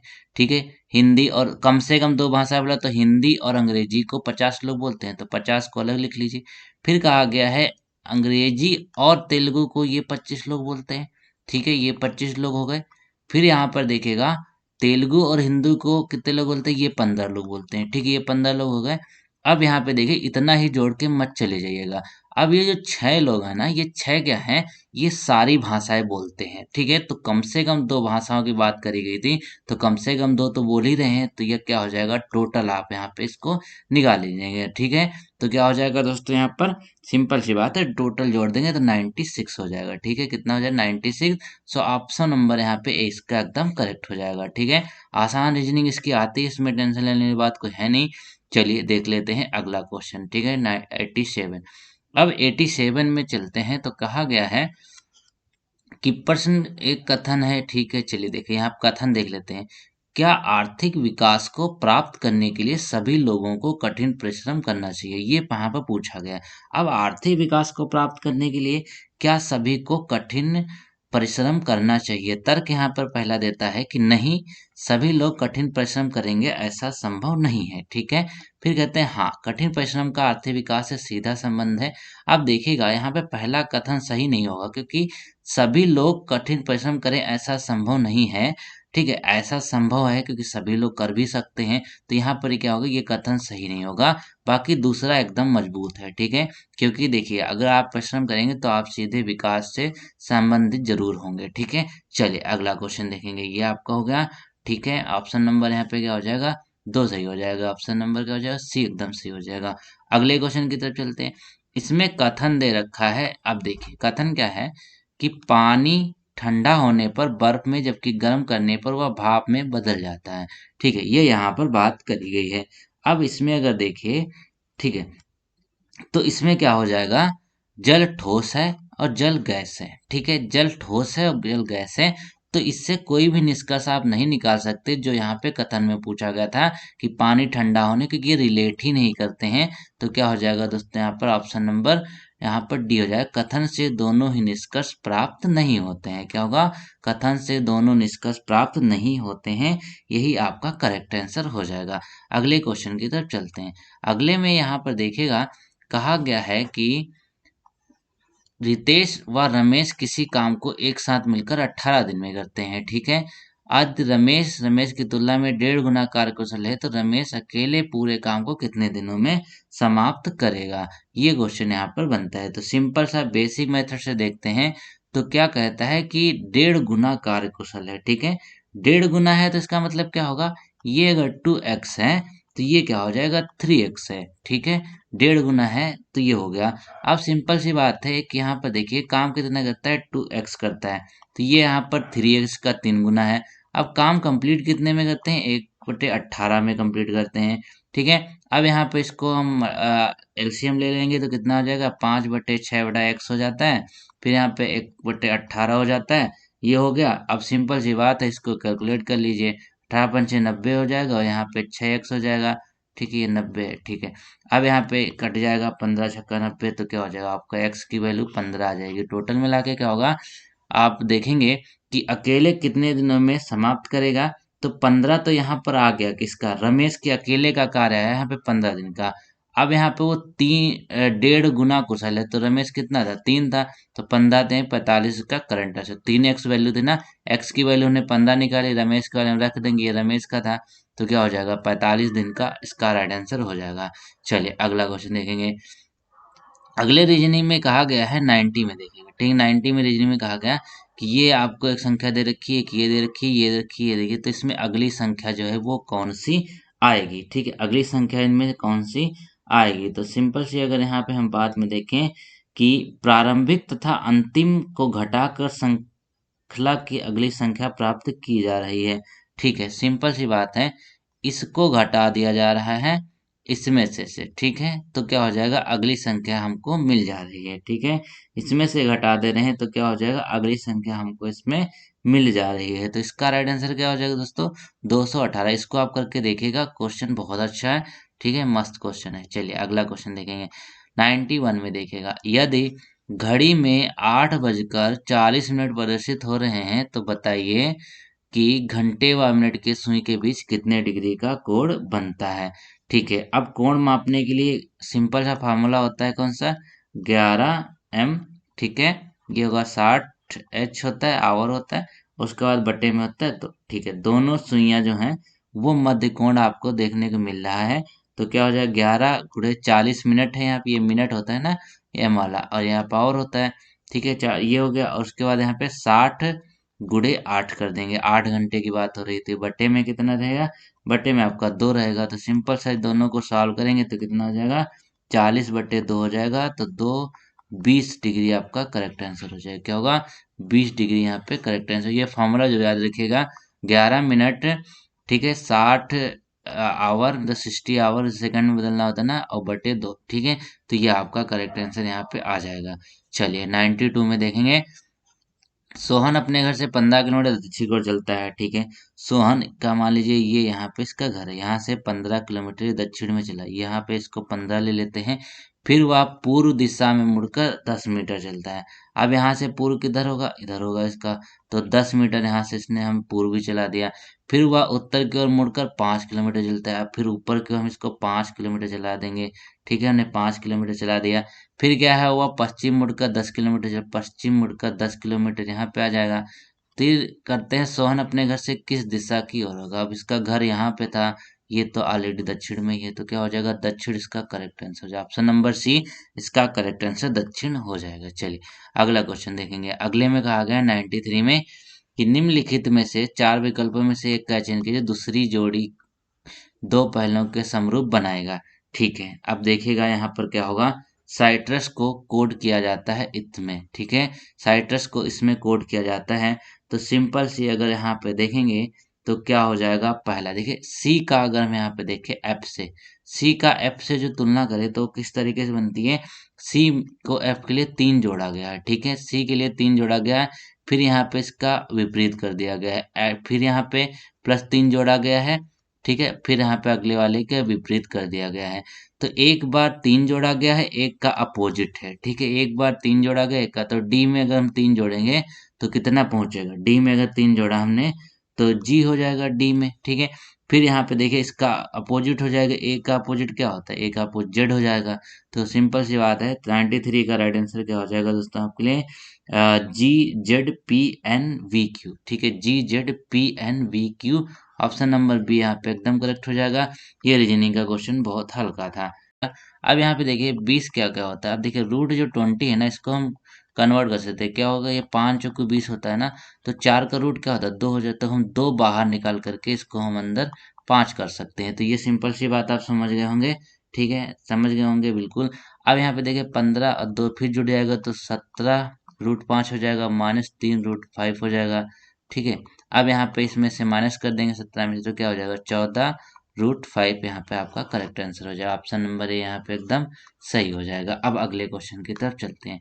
अगले क्वेश्चन में कहा गया है 95 में देखिएगा कि अंग्रेजी वर्णमाला में दाईं ओर से 8वें अक्षर के बाईं ओर 9वें अक्षर दाईं ओर तीसरे अक्षर का विपरीत अक्षर इसमें से कौन सा होगा। ठीक है, तो इसमें क्या हो जाएगा, सिंपल सा आपको पूरा ABCD लिख लेनी है। ठीक है, पूरा ABCDEFGHIJKLMNOP पूरा लिख लीजिए तो बहुत आसान है दोस्तों। तो 95 का करेक्ट आंसर क्या हो जाएगा, ऐसा आ जाएगा। माफ कीजिएगा, एस बता रहा हूँ। ठीक है, तो इसका राइट आंसर जो आ जाएगा ना वो आपका बी सही हो जाएगा, एन आ जाए। इसको करके देखिएगा, आंसर लास्ट में हमको जरूर बताइएगा। ठीक है, आपके लिए इतनी मेहनत कर रहे हैं दोस्तों, वीडियो लाइक जरूर कर दीजिएगा। अब यहाँ पे देखेंगे क्वेश्चन नंबर 96। कहते हैं जिन एक सामाजिक कार्यकर्ता है जो भारत में, ठीक है, जो भारत में दिशा में काम कर रही है, आपको लगता है निम्नलिखित में कौन सा कदम उसकी मदद करेगा। लड़की लड़कियों को मोबाइल और अन्य प्रकार की तकनीकी का उपयोग करने की अनुमति ना दें। ठीक है, यहाँ पे बोला गया। दूसरा पॉइंट है कि निर्णय लेते समय लड़कियों और लड़कियों को क्या कहना चाहिए सुनिश्चित करें। ठीक है, अब यहाँ पर क्या हो जाएगा, इसके आगे देखने में एक बात है कि बाल विवाह को प्रोत्साहित करें और विवाहों में दहेज को स्वीकार करें, महिलाओं की शक्ति से जुड़े पदों को लेने के लिए उत्साहित करें, जहाँ पर वे महिलाओं को प्रभावित करने वाले कानून बनाने में मदद कर सके। ये यहाँ पे बोला गया है 96 का। तो दोस्तों यहाँ पे करंट जो आपका आंसर हो जाएगा ना वो आपको हो जाएगा यहाँ पर, ठीक है, ऑप्शन नंबर बी, निर्णय लेते समय लड़कियों और महिलाओं का क्या कहना है इसको सुनिश्चित किया जाए, इस पे विचार किया जाए। ठीक है, क्योंकि उनको जब पता होगा तभी ना वो कुछ कर पाएंगे अपने लिए। ठीक है, 97 में देखिए, कहा गया तलाक लेने वाले दंपति के सामने बच्चे की कस्टडी सबसे महत्वपूर्ण समस्या है। आमतौर पर ऐसी परिस्थितियों में अदालत सामान्यतः इस आधार पर निर्णय लेती है। ठीक है, अब यहाँ पर किस आधार पर निर्णय लेती है, तो देखिएगा दोस्तों, इसमें आमतौर पर ऐसी परिस्थिति में बच्चे के सर्वोत्तम हित के आधार पर निर्णय लेती है। अब यहाँ पर देखिएगा, ये आपका ऑप्शन डी हो जाएगा, बच्चे का सर्वोत्तम हित मतलब किस हित किसके पास, मम्मी पास सही रहेगा, पापा जी के पास सही रहेगा, ये यहाँ पे आपका निर्णय लेता है। ठीक है, चलिए यहाँ पे देखें, ये कुछ क्वेश्चन बहुत लंबे लंबे आते हैं, इनको भी पढ़ लेना है। मोहन एक अंतर्मुखी व्यक्ति है, कार्यस्थल पर उसके बहुत कम दोस्त हैं, वह काम पर और घर में अपनी दिनचर्या में किसी भी तरह के बदलाव से नफरत करता है। वह पिछले 6 सालों में इस काम को एक तरीके से कर रहा है। उसका नया मैनेजर पूरी टीम को पुनर्गठित करना चाहता है। इससे पहले कि मोहन अपनी नई भूमिका में आए, उससे कुछ ऑनलाइन पाठ्यक्रम पूरे करने होंगे। मोहन के व्यक्तित्व को जानने के बाद निम्नलिखित में से कौन सा कार्य उसके द्वारा करने की संभावना है। अब मोहन का व्यक्तित्व आपने पढ़ लिया है, तो वो कौन सा कार्य करेगा। ठीक है, तो मोहन जो कार्य करेगा वो कौन सा करेगा, देखिएगा यहाँ पर क्या होगा, 98 वाला है, हाँ ठीक है। तो मोहन जो काम करेगा ना वो ये होगा यहाँ पर आपका, देखिए ऑप्शन नंबर सी वाला। ठीक है, वर्तमान भूमिका किसी तरह के बदलाव की विरोध करने की संभावना है यहाँ पर उसके द्वारा। ठीक है, चलिए अगला क्वेश्चन देखें। अगले में कहा गया अधिकांश, चलिए 99 में, अधिकांश सफल लोग मानसिक दृढ़ता के प्रदर्शन के लिए जाने जाते हैं क्योंकि, अब मानसिक दृढ़ता के प्रदर्शन के लिए जानते जाते हैं क्योंकि, क्योंकि वे अपनी गलतियां सीखते हैं। ठीक है, वे अपनी गलतियां सीखते हैं, ये आपका सही हो जाएगा, ऑप्शन नंबर बी। अगला क्वेश्चन देखिए, अरुण को एहसास हुआ, ठीक है 100 में देखिए, अरुण को एहसास हुआ कि उसके पड़ोसी का बच्चा जो उसकी 3 साल की बेटी के साथ खेलने आया वह बधिर है, मतलब ठीक है, उसको वाग दोष भी है। अरुणा की निम्नलिखित में किस क्रिया द्वारा उसे अपने पड़ोसी बच्चे के प्रति संवेदनशील माना जाएगा। ठीक है, अब यहाँ पर क्या हो जाएगा दोस्तों, इसका करेक्ट आंसर हो जाएगा, जैसे कि वह अरुणा जैसा व्यवहार अपने बच्चे के साथ करती वैसा पड़ोसी के साथ व्यवहार करेगी ना, तभी तो माना जाएगा ना कि अरुणा एक अच्छी है। ठीक है, तो यही यहाँ पे पूछा गया कि वह संवेदनशील है माना जाएगा। तो जैसा अपने बच्चे को देखती है वैसा ही अगर वह दूसरे बच्चे को भी देखी तो संवेदनशील कहलाएगी। ठीक है, चलिए अगला क्वेश्चन देखेंगे, 101 में क्या कहते हैं। ठीक है, क्वेश्चन नंबर 101 में हम देख लेते हैं। कुछ क्वेश्चन दोस्तों ऐसे आते हैं ना जो आपको सिर्फ बुद्धिमत्ता से करने होते हैं और वो बहुत आसान होते हैं। ठीक है, कैसे होते हैं, बहुत आसान होते हैं। चलिए अगला क्वेश्चन देखेंगे। यहाँ पर 101 में कहा गया है कि पुलिस व्यवस्था को, ठीक है, 101 में पुलिस व्यवस्था को किस सूची में रखा गया है। अब पुलिस व्यवस्था जो कौन सी सूची में रखी गई है, ये रखी गई राज्य सूची में। ठीक है, पुलिस व्यवस्था राज्य सूची में आती है, इसको ध्यान रखिएगा, राज्य सूची में है, बहुत सारे लोग इसको समवर्ती में समझते हैं। चलिए अगला क्वेश्चन है कि सांप्रदायिक सद्भावना की आवश्यकता है। तो सांप्रदायिक सद्भावना की आवश्यकता जो है वो राष्ट्रीय आधार पर होती है। किस आधार पर होती है? राष्ट्रीय आधार पर होती है। फिर यहाँ पे देखिए, एक वर्ष में प्रत्येक थाने का निरीक्षण पुलिस अधीक्षक को कितनी बार करना चाहिए? 103 में देखिए, तो ये होगा एक। ठीक है, एक वर्ष में प्रत्येक थाने का निरीक्षण पुलिस अधीक्षक जो होते हैं वो एक बार करना उसको जरूरी होता है। ठीक है, मैंडेटरी होता है। बाकी जितनी बार करना उसको करे, लेकिन एक बार उसको करना बहुत जरूरी होता है। ठीक है, चलिए अगले क्वेश्चन की तरफ चलते हैं। अगले क्वेश्चन में कहा गया है 104 में कि संयुक्त राष्ट्र घोषणा पत्र कब लागू हुआ था? 104 में संयुक्त राष्ट्र घोषणा पत्र कब लागू हुआ? 104 की अगर बात करें तो क्या हो जाएगा आपका करेक्ट आंसर? 24 अक्टूबर 1945 में। ठीक है, 24 अक्टूबर 1945 को लागू हुआ। उत्तर प्रदेश में कुल कितने पुलिस रेंज है, ये पूछा गया कितने पुलिस रेंज है। तो 105 में देखेगा तो ये होगा क्या? ऑप्शन नंबर डी, यानी 18 टोटल पुलिस रेंज है। कितने? 18 पुलिस रेंज है उत्तर प्रदेश में, इसको ध्यान में रखिएगा। अगला क्वेश्चन कहता है कि सीबीआई वित्तीय मामलों की जांच करती है। सीबीआई वित्तीय मामलों की जांच करती है बैंक धोखाधड़ी, वित्तीय धोखाधड़ी, विदेश नियमन में गड़बड़ी। तो ये सभी क्या होगा इसका राइट आंसर? ये सभी चीजों की जांच करती है सीबीआई। ठीक है, किस चीज की जांच करती है? सभी चीजों की सीबीआई जांच करती है। अगले क्वेश्चन की तरफ चलते हैं। चलिए 107 में, अब 107 में क्या कहा गया है ये यहाँ पर देखने योग्य बात है कि सीबीआई का वरिष्ठतम विधि अधिकारी कौन होता है? तो वो होता है अभियोजन निदेशक। ठीक है, अभियोजन निदेशक जो होता है सीबीआई का, वो वरिष्ठतम विधि अधिकारी होता है। 108 में देखिए, सांप्रदायिक हिंसा के समय पुलिस की भूमिका कैसी होती है? अब देखिए, दंगा करने वालों को गिरफ्तार करना चाहिए, गलत अफवाहों को रोकना चाहिए, जनता में शांति बनाए रखना चाहिए, उपरोक्त सभी। तो क्या होगा? ऑप्शन नंबर डी हो जाएगा। मतलब क्या है? उपरोक्त सभी चीजें यहाँ पर होनी चाहिए। ठीक है, उपरोक्त सभी चीजें यहाँ पर करी जानी चाहिए। अगला क्वेश्चन की तरफ चलते हैं। अगला क्वेश्चन जो कहता है उसको देख लेंगे यहाँ पर। ठीक है, 109 में कहा गया है यहाँ पर कि मानसिक दृढ़ता का केंद्र बिंदु है। मानसिक दृढ़ता का जो केंद्र बिंदु है वो कौन सा है? तो वो हो जाएगा 109 में यहाँ पर क्या हो जाएगा? सकारात्मक सोच होनी चाहिए, प्रभावी मस्तिष्क होनी चाहिए, तनाव को समाप्त करना है। तो उक्त सभी इसका करेक्ट आंसर होगा। 110 में देखिए, यदि आप अपने किसी सहयोगी को रिश्वत लेते हुए देख लेते हैं तो क्या कहेंगे? ठीक है, अब यहाँ पर किसी सहयोगी की रिश्वत लेते देखते हैं, क्या करना होगा आपको? सबूत के साथ उच्च अधिकारियों को इसकी सूचना देनी होगी। ठीक है, 110 का क्या होगा? सी हो जाएगा। सबूत के साथ उच्च अधिकारियों को इसकी सूचना देनी होगी, या फिर ये भी हो सकता है, क्या हो सकता है? उसे रोकने का प्रयास करेंगे। ठीक है, ये ज्यादा सटीक होगा। तो ऑप्शन नंबर ए यहाँ पे ज्यादा सही लग रहा है, ये होगा। क्योंकि सबूत आप कहाँ ढूंढने जाएंगे? ठीक, ये नहीं होगा। तो ऑप्शन नंबर ए यहाँ पे एकदम करेक्ट हो जाए। वीडियो पसंद है तो इसको लाइक जरूर करें। चलते हैं नेक्स्ट क्वेश्चन की तरफ। ठीक है, कहाँ चलते हैं? नेक्स्ट क्वेश्चन की तरफ। नेक्स्ट क्वेश्चन में है आपका फिर से रीजनिंग की तरफ पढ़ लेते हैं हम। बुद्धि लब्धि में क्या होगा? ठीक है, बुद्धि लब्धि में आपको देखना है। तो गाइस, क्वेश्चन नंबर 111 में देखिए, तो कहते हैं कि उस विकल्प का चयन करना है जो तीसरे शब्द से उसी प्रकार संबंधित है जिस प्रकार से दूसरा शब्द यहाँ पे संबंधित है। तो ए बी सी जो है संबंधित है वो बी सी डी ओ से। ठीक है, और यहाँ पे देखिए जो ई जी के एम है वो संबंधित है यहाँ पर आपका। ठीक है, इस तरीके से। तो अब यहाँ पे हमको देखना है किस तरीके से ये संबंधित है। ठीक है, तो देखिएगा ए बी सी जो है ना, इसमें क्या है? एक एक प्लस हो रहा है, प्लस वन हो रहा है। ठीक है, इसमें भी प्लस वन हो रहा है, इसमें भी प्लस वन हो रहा है। ठीक है, इसमें भी प्लस, यहाँ पर क्या हो रहा है? टू हो रहा है। तो क्या हो जाएगा?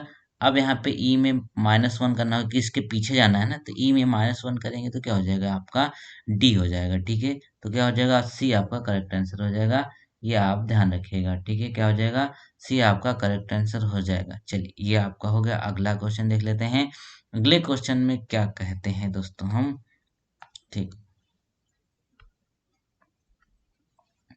अगले में कहा गया है कि अपने बच्चों में रेखा के विशेष प्रिय हैं राम और उत्तरा। ठीक है, उत्तरा परीक्षित की माँ है जो अपने मामा श्याम का बहुत प्रिय है। परिवार के मुखिया भरत हैं जिनके उत्तराधिकारी उनके बेटे गोपाल एवं संजय हैं। गोपाल और रेखा 35 वर्ष से विवाहित हैं, उनके 3 बच्चे हैं।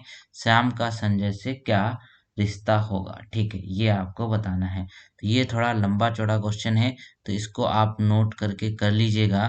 ठीक है, चलिए हम अगले क्वेश्चन की तरफ चल लेते हैं। अगले में जो कहा गया है कि एक संख्या चुनना है प्रश्नवाचक की जगह, इसमें क्या होगा, ठीक है। ये कौन सा पैटर्न यहाँ पर होने वाला है, ठीक है, चलिए देख लेते हैं। तो क्या हो जाएगा यहाँ पर, देखिए अगर यहाँ पे 6 3 1 है ना, तो इसमें सिंपल सी अगर बात है, चलिए करके देखते हैं इसका क्या होगा। तो क्या होगा बेसिकली यहाँ पे 6 गुणे 3 करते हैं, 6 गुणे 3 गुणे 1 करके देखते हैं। तो क्या होगा यहाँ पर देखेंगे, 6 3 18, एक 18 हो जाएगा। फिर इसी में हम प्लस कर देते हैं, किस चीज को कर देते हैं, 6 + 3 + 1 को, प्लस नहीं इसमें हम गुणा कर लेते हैं। तो अगर 6 3 9, एक 10 हो जाएगा, ठीक है। तो ये आप देख सकते हैं 180 हो जाएगा। इसी तरीके का पैटर्न यहाँ पे बना हुआ है। तो 3 × 5 = 15, ठीक है, 15 × 4 = 60 हो जाएगा। फिर यहाँ पे 3 5 8 4 12, 12 को यहाँ पे हम गुणा करें, 12×6 = 72, नहीं कि 720 इसका करेक्ट आंसर हो जाएगा। ऑप्शन नंबर ए यहाँ पे एकदम सही हो जाएगा। इस तरीके से पूरा पैटर्न था, इसको आप अच्छे से देख लीजिए। क्वेश्चन नंबर 114 कहता है कि निम्न में से यहाँ पे देखिए लुप्त संख्या ज्ञात करनी है। 5 है, 21 है, 69 है, 213 है, 645 है, ठीक है। तो इसमें क्या होगा दोस्तों, इसमें देखिए 5 से 21 जाने में हम क्या करेंगे, 5 से अगर हम 21 जाएंगे तो क्या इसमें पैटर्न लग सकता है, इसको ध्यान देने की बात है। तो 5 से 21 अगर हम यहाँ पे आएंगे तो क्या हो जाएगा दोस्तों, सिंपल सी बात है, एक हम यहाँ पे 2 करेंगे, फिर यहाँ पे क्या करेंगे, गुणा कर देंगे 3 से, ठीक है। तो 5 2 कितना हो जाए, 7 हो जाएगा, 3 से गुणा हो जाएगा। अब आगे वाले पैटर्न को फॉलो करते हैं। 21 में यहाँ पे अगर हम प्लस करते हैं, कितना प्लस करेंगे, 21 में अगर हम प्लस करते हैं 2 को और गुणा 3 कर देते हैं तो क्या हो जाएगा, 23 3 69 हो जाएगा। बिल्कुल सेम पैटर्न मिल गया है। तो यही सिंपल सा करना है। 645 में हम अगर 2 जोड़ देंगे क्या हो जाएगा, 647 हो जाएगा और गुणा कर देंगे 3 से, ठीक है। तो 7 × 3 = 21, यानी कि लास्ट में 1 है, तो ऑप्शन नंबर बी यहाँ पे एकदम करेक्ट हो। अब अगले प्रश्न की तरफ चलते हैं। अगले प्रश्न में क्या कहा गया है, ये यहाँ पर देखने योग्य बात है। अगले प्रश्न में कहा गया है 115 में कि साहिबा ने अपने घर से दौड़ना आरंभ किया। वह पहले 18 किलोमीटर उत्तर की ओर दौड़ी, फिर वह पूर्व की ओर मुड़ी और उसी दिशा में उसने रूट 76 किलोमीटर दौड़ा। साहिबा अपने घर से कितने दूर है तथा किस दिशा में जा रही है, ठीक है, ये यहाँ पर बोला गया है। तो सिंपल सी बात है, यहाँ पर अगर देखेंगे तो क्या हो जाएगा, मान लीजिए साहिबा का घर यहाँ पे है, ठीक है, घर है यहाँ पे ए पॉइंट पे, ठीक है। तो वो 18 किलोमीटर उत्तर की तरफ गई है, ठीक है, 18 किलोमीटर गई है। फिर यहाँ से उसने एक क्या लिया है, 76 का लिया है, ठीक है, 76 रूट 76 किलोमीटर दौड़ी है। तो यहाँ से कितना घर होगा, ये यहाँ पे दूरी पूछी गई है। तो सिंपल से क्या करना है, आपको पाइथागोरस प्रमेय लगानी है। तो इसमें क्या लगाएंगे, रूट में ले लीजिए 18, तो यहाँ पे स्क्वायर कर दीजिए, प्लस यहाँ पे 76, रूट में ऑलरेडी है तो इसको भी कर दीजिए, ठीक है। तो क्या हो जाएगा, यहाँ पे इसको सॉल्व कर लेंगे तो 18 का 324 होता है स्क्वायर, फिर यहाँ पे 76 का 76 हो जाएगा टोटल, इसको हम जोड़ देंगे। जोड़ने के बाद क्या हो जाएगा, 400 हो जाएगा। 400 किसका होता है, 400 होता है यहाँ पर, ठीक है, किसका होता है, 420 का होता है, ठीक है, 4 का 20 का होता है। तो क्या हो जाएगा, 20 है आपका उत्तर पूर्व में होगी, कौन सी उत्तर पूर्व में है, या ठीक है, ऑप्शन नंबर यहाँ पे एकदम करेक्ट हो जाएगा ये वाला। चलिए अगले की तरफ चलते हैं, ठीक है। अगले में कहते हैं 116 में कि एक सड़क पर एक पंक्ति में 5 बसें हैं, A B C D E, ठीक है। बस ए सामने, ई पिछली छोर पर खड़ी है, बी ए सी के बीच में खड़ी है, बी सी ई के बीच में खड़ी है। तो कौन सी बस 5 बसों के बीच में खड़ी है, ये यहाँ पर बोला गया है, ठीक है। तो यहाँ पे हम लाइन ड्रॉ कर लेते हैं सीधी सी।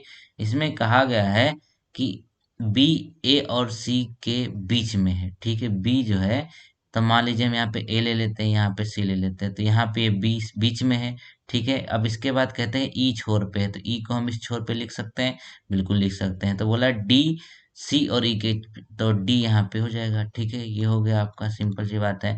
अब यहाँ पे सी जो है ये मिडिल में है, तो ऑप्शन नंबर क्या हो जाएगा, सी एकदम करेक्ट हो जाएगा। मिडिल में कौन सी है, सी है। तो इस तरीके से आप इन प्रश्नों को कर सकते हैं, बहुत ही आसान क्वेश्चन यहाँ पर होते हैं।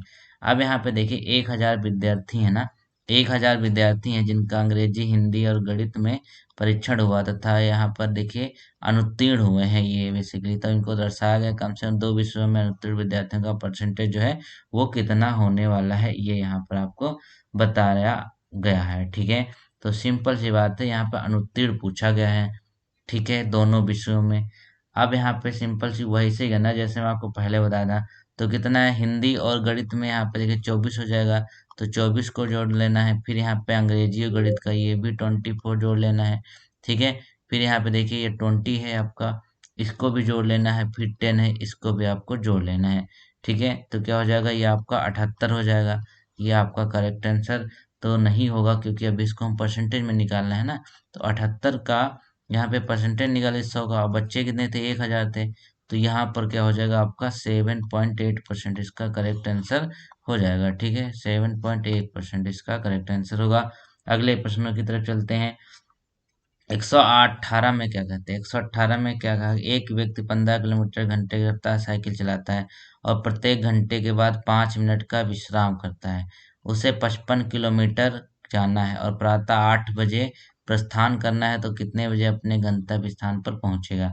तो यहाँ पर देखिएगा कितनी बार वो जा रहा है, ये यहाँ पर बताना है। तो 55 किलोमीटर जाता है 15 किलोमीटर की रफ्तार से, ठीक है। तो 55 दूरी बटा समय इसका वो होता है ना, ठीक है, फार्मूला। तो इसको हम यहाँ पे कन्वर्ट कर सकते हैं, 3 सही 2/3 में कन्वर्ट हो जाएगा, बिल्कुल हो जाएगा। मतलब क्या है, मतलब ये है कि 3 घंटा 40 मिनट, ठीक है। 3 घंटा 40 मिनट यहाँ पर आएगा, ये 3 घंटा 40 मिनट के बराबर। तो क्या होगा, विश्राम लिया गया कितना, 5 मतलब तीन तीन बार विश्राम लिया, 5 मिनट का कितना टोटल होगा, 15 मिनट का उसने विश्राम लिया है, ठीक है।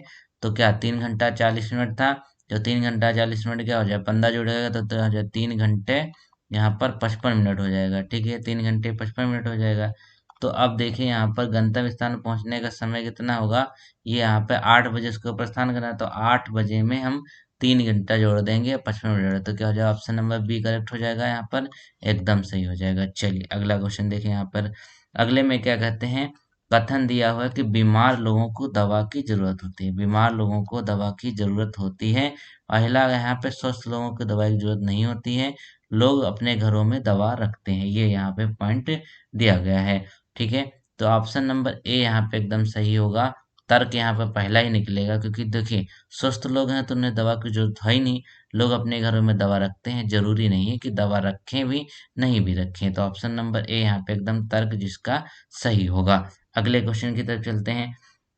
120 में कहा गया है कि एक कोड भाषा में क्लाइंब को हमें इस तरीके से लिखते हैं, क्लाइंब को हम इस तरीके से लिखते हैं। तो अब हम इसको ईयरिंग को कैसे लिखेंगे, ठीक है, ईयरिंग को कैसे लिखेंगे। तो सिंपल सी बात है, क्लाइंब को अगर हम यहाँ पे देखें, ठीक है, कैसे लिख लेंगे, यहाँ पर देखेंगे सी का उल्टा कर दीजिए, ठीक है। सी का उल्टा क्या हो जाएगा, एक्स हो जाएगा, ठीक है। एल का उल्टा क्या हो जाएगा, ओ हो जाएगा। फिर यहाँ पे आई का हो जाएगा, यहाँ पे आर हो जाएगा। एम का कितना होता है, एन होता है। और बी का कितना हो जाएगा दोस्तों, वो हो जाएगा वाई हो जाएगा, ठीक है, ये हो गया।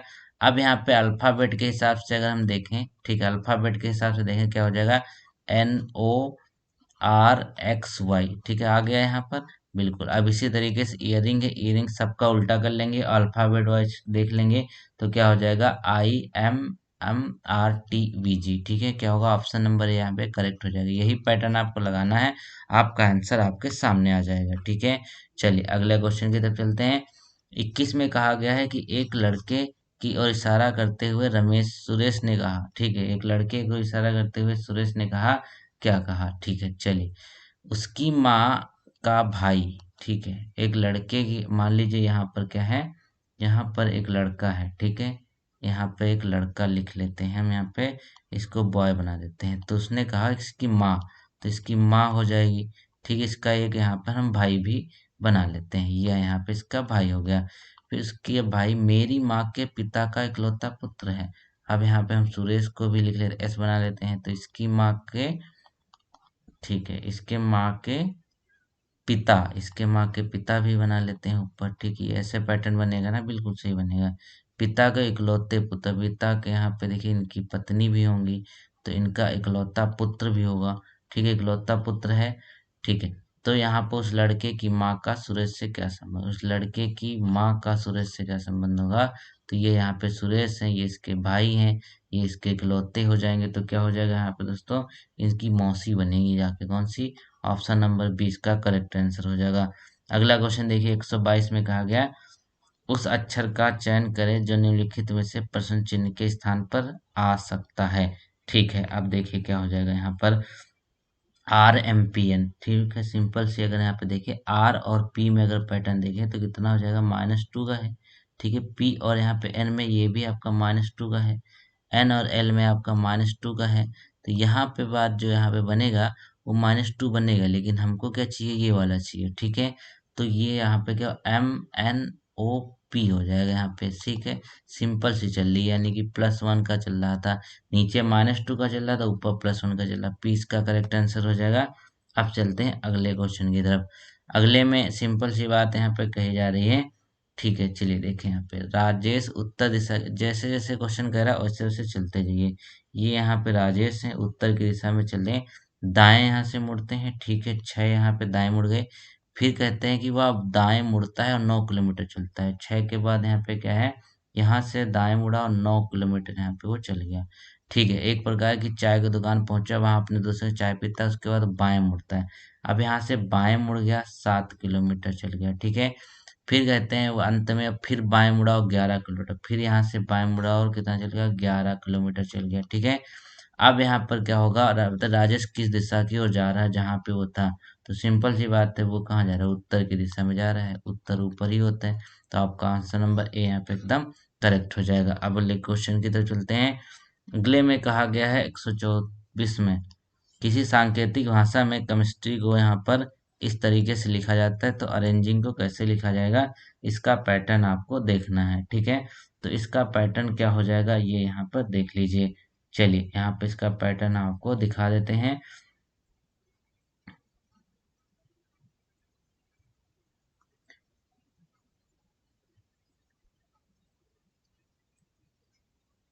तो CHE है, इसको सबको मार्क कर लेंगे। मार्क करने के बाद अगर हम यहाँ पे देखेंगे, 1 2, ठीक है, 1 3 4 5, इसी को यहाँ पे क्या किया, चेंज कर दिया गया है, ठीक है। 5 6 7 तो 8, यहाँ पे इसको पूरा तरह से मार्क कर लेंगे। फिर यहाँ पे इसको अगर मान करेंगे तो क्या होगा, 6 5 4 3 2 1, ठीक। फिर 7 8 9 होगा। तो इसी तरीके से हम इसको मार्क 1 2 3 4 5 6 7 8 9 हो जाएगा, ठीक है। अब इसको भी क्या कर लेंगे, 6 से हम यहाँ पे रिपीट कर देंगे, 6 5 4 3 2 था, 6 5 तो क्या हो जाएगा, GNARRA, फिर यहाँ पे ING होगा, ठीक है। तो क्या होगा, 124 का करेक्ट आंसर आप देखेंगे कि GNARR, ठीक है। GNARR सब में है, फिर GNI होगा, यानी कि आपका करेक्ट आंसर क्या होगा दोस्तों, हो जाएगा ऑप्शन नंबर डी हो जाएगा। चलिए अगले क्वेश्चन की तरफ चलते हैं। क्वेश्चन नंबर 125 क्या कहता है, 125 में आपको देखेंगे यहाँ पे पैटर्न देखने को मिल रहा होगा, ठीक है। इस पैटर्न में क्या क्या चीजें देखने को मिलती हैं, ठीक है। ये हो गया आपका क्वेश्चन, ये हो गया आपका क्वेश्चन, ठीक है। अब इसको हम कैसे चेंज करेंगे वो यहाँ पर आप देखने की बात है, ठीक है। 6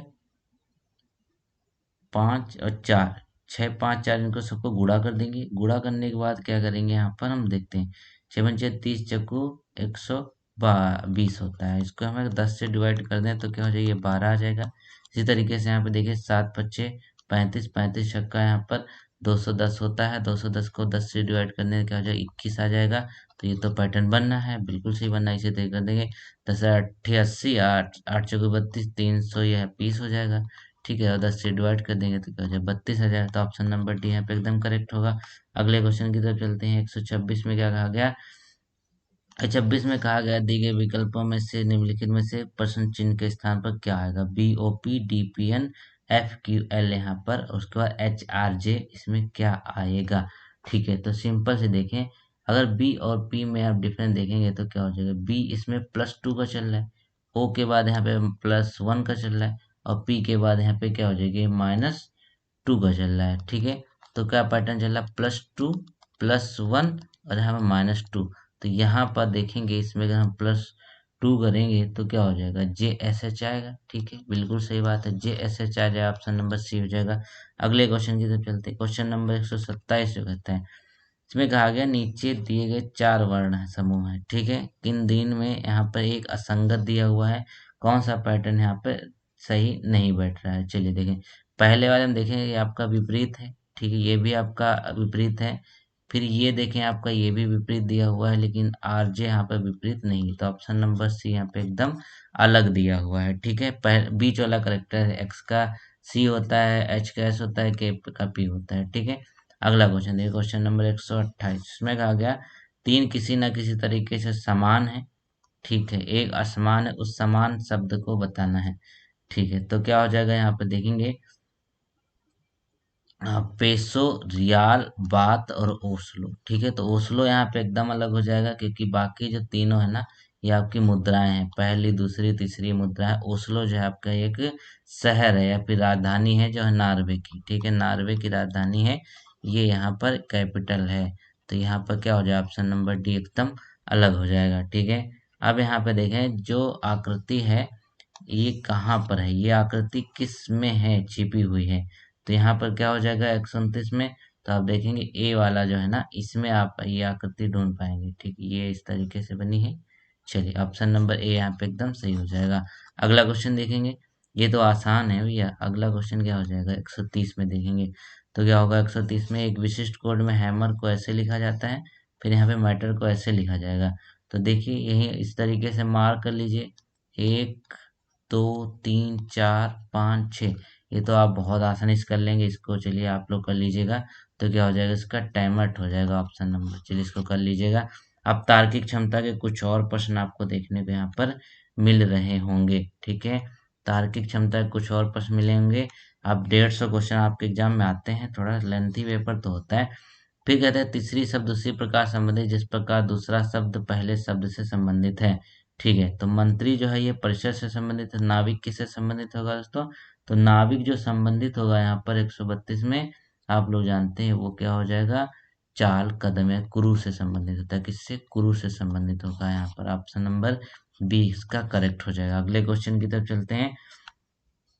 133 में कहा गया नीचे 4 संख्याएं दे रखी हैं कि, अब यहाँ पे एक असंगत दे रखी है। असंगत कैसे होगी वो यहाँ पे देखने की बात है। तो इसको कैसे आया, तो यहाँ पे हम 7 का अगर स्क्वायर करके देखेंगे, फिर यहाँ पे गुणा करेंगे 7 माइनस 1, तो यहाँ पर आपका 294 आना चाहिए। ठीक है, ये आपका इस तरीके से पैटर्न है। तो आप देखेंगे जो डी है ना, उसमें आप देखेंगे डी भी बन जाएगा इसी तरीके से, 180 भी बन जाएगा, 52 भी बन जाएगा। तो ये 52 नहीं बनेगा इस तरीके से। ठीक है, क्या होगा, 4 चक्कू 16 हो जाएगा, फिर यहाँ पे 16 48 होता है। ठीक है, यही आपका करेक्ट आंसर नहीं होगा, ऑप्शन नंबर सी। यही पैटर्न आपका बनेगा यहाँ पर। 134 में देखिए क्या होगा, 134 में क्या है, 4 शब्द दे रखे हैं, किसी न किसी तरीके से एक समान है एक असमान है इसमें। तो पारिस्थितिक विज्ञान है, ठीक है, मायोलॉजी है, त्वचा विज्ञान है और नेत्र विज्ञान है।